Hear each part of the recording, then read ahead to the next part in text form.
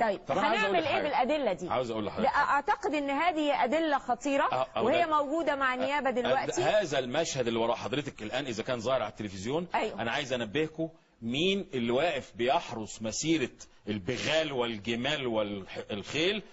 الحرس الجمهوري. بص كويس، دول الحرس الجمهوري مش الجيش المصري ولا حتى البوليس. الحرس الجمهوري واقف بيعديهم فعلا. ايوه عشان يروحوا التحرير. الحرس الجمهوري ده واخد اذن من مين؟ حرس الرئاسه بالظبط.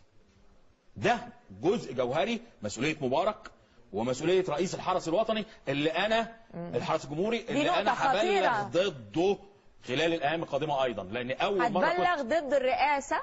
لا انا بلغت خلاص ضد الرئاسه. أيوه. بس انا اول مره اشوف الحرس الجمهوري في المشهد ده. ايوه. فرئيس الحرس الجمهوري اللي بيعدي القتله لقتل الشباب المصري في ميدان التحرير، انا لازم ده يتحاكم.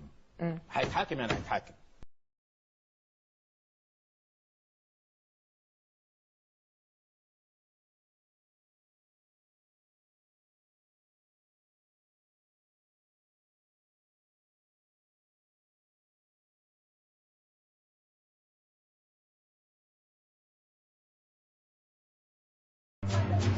حضرتك طبعا المشهد ده قصاد التلفزيون بيصطادوا ناس ماشيه في الشارع ويكسحوهم. واقف رجال امن الدوله وواقف مدير امن التلفزيون.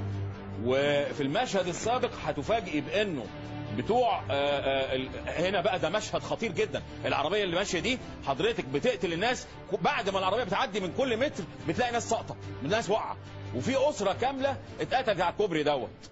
والعربيه دي ماشيه تنش رصاص وتضرب رايح جاي.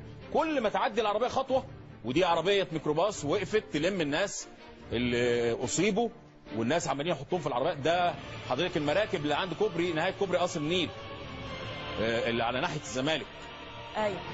لكن واحد من اخطر المشاهد اللي عدت هنا، عربيات نقل بتنزل بلطجيه.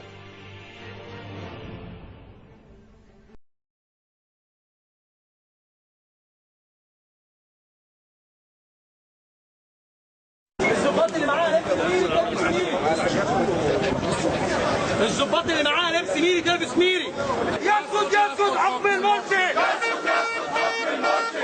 يسقط حكم المرشد. الله اكبر وتحيا مصر. الله اكبر وتحيا مصر.